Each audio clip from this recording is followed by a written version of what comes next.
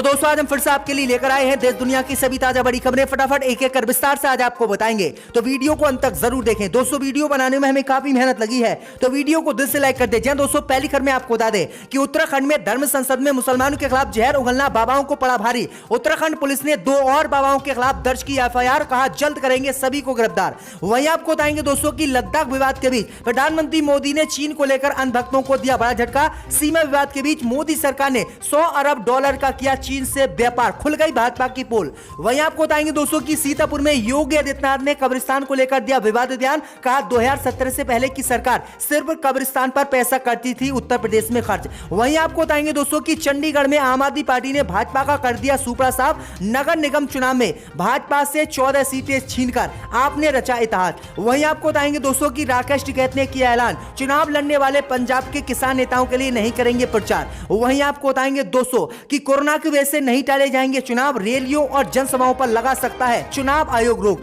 तो दोस्तों सभी खबरों को आपको एक एक कर बताने वाले हैं। वीडियो को लाइक कर चैनल को सब्सक्राइब कर दें और हमें कमेंट में बताएं कि आप किस जिले किस राज्य से हमारी खबरों को देख रहे हैं।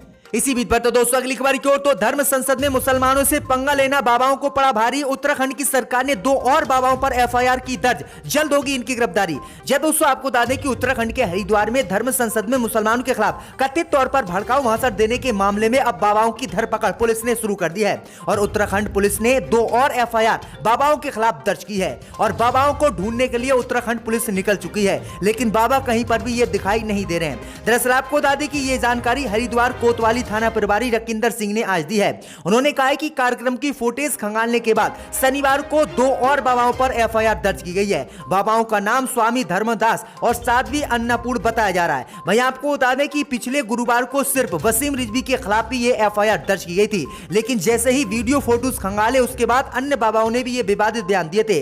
वहीं आपको बता दें कि उत्तराखंड पुलिस ने भड़काऊ भाषण देने के मामले में आईपीसी की धारा 153(a) के तहत ये एफआईआर दर्ज की है। वहीं आपको बता दें कि हरिद्वार पुलिस ने नोटिस भी जारी किया है कि जहां पर भी ये भड़काऊ भाषण देने वाले बाबा छुपे हुए हैं वह या तो पुलिस के सामने खुद ब खुद आ जाए, नहीं तो पुलिस उन्हें ढूंढकर जेल में डालेगी। तो बुरी तरह से धर्म संसद में भड़काऊ भाषण देकर बाबा फंस गए हैं। इसी बीच पर तो दोस्तों अगली खबर की ओर, तो चीन को लेकर प्रधानमंत्री मोदी ने अन्य भक्तों को दिया धोखा। लद्दाख में विवाद के बीच मोदी सरकार ने चीन से किया रिकॉर्ड तोड़ व्यापार। जब दोस्तों आपको बता दें बड़ी खबर सामने निकल कर आई दोस्तों की लद्दाख में सीमा विवाद के चलते चीन और भारत के रिश्ते 2021 में तनावपूर्ण रहे। प्रधानमंत्री मोदी ने लोगों से आत्मनिर्भर बनने की अपील की और कहा कि दुनिया भर के देशों के सामान का लोग बहिष्कार करें और अन्य भक्तों ने जमकर इसका बहिष्कार किया था। अन्य भक्तों ने गो बैक चाइना और ऐसे ट्रेंड चलाए थे और कहा था कि भारत का सामान हम उपयोग करेंगे, चीन का कोई सामान हम नहीं खरीदेंगे। लेकिन आपको बता दें कि अन्य भक्तों को मोदी सरकार ने ही बड़ा झटका दे दिया। दरअसल आपको बता दें कि आज खुलासा हुआ है कि 2021 में मोदी सरकार ने चीन से $100 अरब का व्यापार किया है, यानी ये रिकॉर्ड तोड़ व्यापार मोदी सरकार ने किया है। जबकि अटल बिहारी वाजपेयी की सरकार थी तो $1.83 अरब का ही सामान चीन से भारत खरीदता था, लेकिन मोदी सरकार ने इतना सामान खरीदा कि $100 अरब ये सामान पहुंचा दिया। प्रधानमंत्री मोदी अन्य भक्तों से कहते रहे कि आप आत्मनिर्भर बनो और चीन के सामान का बायकॉट करो, लेकिन मोदी सरकार चीन से लगातार सामान खरीदती रही। तो ये बड़ी अपडेट आई दोस्तों कि अन्य भक्तों को प्रधानमंत्री मोदी ने ये बड़ा झटका दिया और अन्य भक्तों को उल्लू बनाया। इसी बीच पर तो दोस्तों अगली खबर की ओर, तो उत्तराखंड के बाद अब छत्तीसगढ़ में धर्म संसद लाकर बाबाओं ने दिए विवादित बयान। छत्तीसगढ़ के मुख्यमंत्री ने गिरफ्तारी के दिए आदेश। जय दोस्तों आपको बता दें ये बड़ी खबर सामने निकल कर आई दोस्तों कि उत्तराखंड के बाद अब छत्तीसगढ़ की राजधानी रायपुर में धर्म संसद लाकर धर्म गुरु कालीचरण महाराज ने महात्मा गांधी को लेकर अपशब्द कहे हैं। साथ ही उन्होंने गांधी जी की हत्या के लिए नाथूराम गोडसे की सराहना की है। वहीं आपको बता दें कि उनके इसी विवादित बयान के बाद अब छत्तीसगढ़ के मुख्यमंत्री एक्शन में आ गए और छत्तीसगढ़ के मुख्यमंत्री ने इन बाबाओं पर एफआईआर दर्ज करके गिरफ्तारी के आदेश दिए हैं। दरअसल आपको बता दें कि धर्म संसद विवाद पर सीएम भूपेश बघेल बोले हैं कि गुंडे अगर भगवा वस्त्र धारण कर ले तो वह संत नहीं कहलाते, ये गुंडे हैं और देश में ये दंगे करवाना चाहते हैं विवादित बयान दे देकर। उन्होंने कहा है कि ऐसे बाबाओं को किसी भी कीमत पर नहीं बख्शा जाएगा, ये भगवा वस्त्र धारण करके देश में दंगा कराना चाहते हैं, इसलिए हम इन पर एफआईआर दर्ज करवा रहे हैं और इन्हें जल्दी गिरफ्तार किया जाएगा। तो ये बड़ी अपडेट आई दोस्तों की बुरी तरह से धर्मगुरु कालीचरण महाराज फंस गए हैं। इसी बीच पर तो दोस्तों अगली खबर की ओर, तो सीतापुर में योगी आदित्यनाथ का एक बार फिर से कब्रिस्तान को लेकर बयान, कहा 2017 से पहले की सरकारें सिर्फ कब्रिस्तान पर करती थी पैसा खर्च। जब दोस्तों आपको बता दें कि उत्तर प्रदेश के मुख्यमंत्री योगी आदित्यनाथ ने सोमवार सोमवार को सीतापुर में आयोजित एक सभा में समाजवादी पार्टी पर जोरदार हमला बोला। सीएम योगी आदित्यनाथ ने कहा कि 2017 से पहले यूपी के अंदर जो सरकार थी वो सिर्फ और सिर्फ कब्रिस्तान की दीवार खड़ी करने पर पैसा खर्च करती थी, लेकिन 2017 के बाद जो सरकार आई वो सिर्फ विकास कार्यों पर पैसा खर्च करती है। योगी आदित्यनाथ ने कहा कि 2017 से पहले की सरकार सिर्फ अपने परिवारों के लिए सोचती थी, लेकिन हमारी सरकार ने 135 करोड़ देश की जनता के लिए सोचा, क्योंकि यही हमारा परिवार है। सीएम योगी आदित्यनाथ ने कहा कि आज हम अपने धर्म के नाम पर पैसा खर्च करते हैं और हम जो है विकास कार्यों पर पैसा खर्च करते हैं, लेकिन पहले की सरकारें कब्रिस्तान पर पैसा खर्च करती थी। तो किस तरह से ये विवादित बयान योगी आदित्यनाथ कब्रिस्तान शमशान घाट को लेकर उत्तर प्रदेश में हार को देखते हुए दे रहे हैं। इसी बीच पर तो दोस्तों अगली खबर की ओर, तो चंडीगढ़ में भाजपा को लगा बड़ा झटका। भाजपा का चंडीगढ़ में आम आदमी पार्टी ने कर दिया सुपड़ा साफ। जी दोस्तों, आपको बता दें ये बड़ी खबर सामने निकल कर आई दोस्तों कि चंडीगढ़ के नगर निगम चुनाव में भाजपा का सुपड़ा साफ आम आदमी पार्टी ने कर दिया है और चंडीगढ़ नगर निगम चुनाव के परिणाम घोषित आज हो गए हैं। राज्य चुनाव आयोग के अनुसार 14 वार्डों में आम आदमी पार्टी ने पहली बार जीत दर्ज की है। 12 वार्डों में भाजपा ने और 8 वार्डों में कांग्रेस और 1 वार्ड में श्रोमणी अकाली दल ने जीत दर्ज की है। वहीं आपको बता दें कि इस चुनाव में सबसे बड़ी पार्टी आम आदमी पार्टी बनकर उभरी है और भाजपा को यहां पर आम आदमी पार्टी ने धूल चटा दी है। दरअसल आपको बता दें कि पहली बार चंडीगढ़ के नगर पालिका चुनाव में आम आदमी पार्टी उतरी और आम आदमी पार्टी पहली बार उतर के ही सुपड़ा साफ भाजपा का कर दिया। तो ये बड़ी अपडेट आई दोस्तों, बड़ा झटका चंडीगढ़ के नगर निगम चुनाव में भाजपा को लगा है। इसी बीच बटो दोस्तों अगली खबर की ओर, तो जलियांवाला नरसंहार का बदला लेने ब्रिटेन की महारानी के महल में घुसा सिख युवक पुलिस ने हिरासत में लिया। जब दोस्तों आपको बता दें कि क्रिसमस के दिन ब्रिटेन की महारानी एलिजाबेथ द्वितीय के महल में एक व्यक्ति ने घुसकर उन्हें मारने की कोशिश की।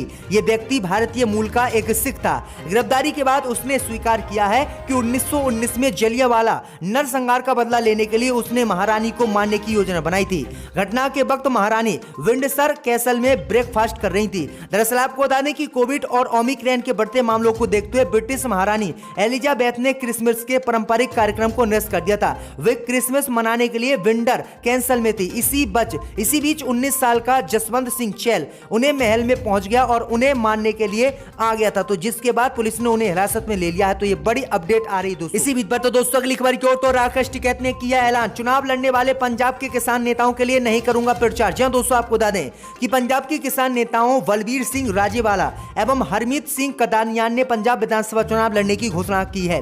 उसके बाद भारतीय किसान यूनियन के राष्ट्रीय प्रवक्ता राकेश टिकैत ने कहा है कि यह पंजाब के किसान नेताओं का निजी फैसला है, जिससे संयुक्त किसान मोर्चा का कोई लेना देना नहीं है और वह पंजाब में चुनाव लड़ने वाले किसान नेताओं के लिए प्रचार करने नहीं जाएंगे। दरअसल आपको बता दें कि पंजाब के 22 किसान संगठनों ने शनिवार को एक राजनीतिक मोर्चा बनाया और घोषणा की कि वे राजनीतिक बदलाव के लिए आगामी राज्य विधानसभा चुनाव लड़ेंगे। हालांकि ये 22 किसान संगठन पंजाब के उन 32 किसान संगठनों में से हैं जिन्होंने 3 केंद्रीय कृषि कानून के खिलाफ 1 साल से अधिक समय तक विरोध प्रदर्शन में हिस्सा लिया था। तो ये बड़ी अपडेट आ रही है दोस्तों। इसी बीच पर तो दोस्तों अगली खबर की ओर, तो अंबाला के चर्च में तोड़ी गई ईसा मसीह की प्रतिमा, पूजा स्थल को अपवित्र करने का आरोप। जी दोस्तों, आपको बता दें कि हरियाणा के अंबाला में छावनी इलाके में ब्रिटिश काल के होली रिमाइंडर चर्च में ईसा मसीह की प्रतिमा को क्षतिग्रस्त कर दिया गया है। यह घटना 26 दिसंबर की है।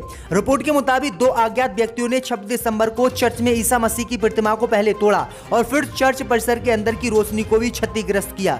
यह जानकारी प्रथम सूचना रिपोर्ट में दी गई है। पूजा स्थल को अपवित्र करने के आरोप में दर्ज किया गया है। यह घटना हिंदूवादी संगठनों द्वारा 24 दिसंबर की शाम को गुरुग्राम के एक निजी स्कूल सहित पूरे राज्य में क्रिसमस समारोह को बाधित करने के प्रयास के बाद हुई है। हालांकि इस मामले में कोई औपचारिक पुलिस शिकायत दर्ज नहीं कर पाई है। वहीं आपको बता दें कि 24 दिसंबर को भी क्रिसमस के मौके पर इस एक स्कूल में हिंदूवादी संगठनों ने जय श्री राम के नारे लगाए थे और जो है कई लोगों को पीटा भी था। तो ये बड़ी अपडेट आ रही दोस्तों। इसी बीच पर तो दोस्तों अगली खबर की ओर, तो ओमिक्रॉन की वजह से नहीं टलेंगे चुनाव, रैलियों और जनसभाओं पर लग सकती है रोक। जी दोस्तों, आपको बता दें कि उत्तर प्रदेश, पंजाब समेत 5 राज्यों में 2022 में विधानसभा चुनाव है।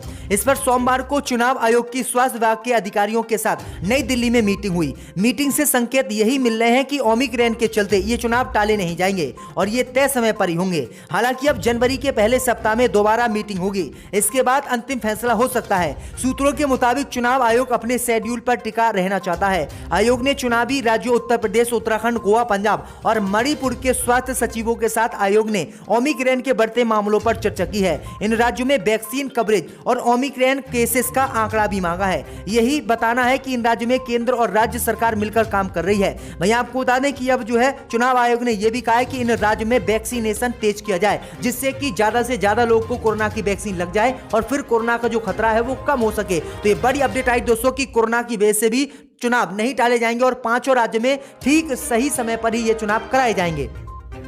मगर मैं दोहराना नहीं चाहता, मैंने ये भी देखा था 2006 में कि एक एमपी ने यहां पर आकर अपने फाइल्स डिप्टी स्पीकर पर फेंक दिए थे, वो भी हमने देखा था। और वो सब कौन थे हम जानते हैं।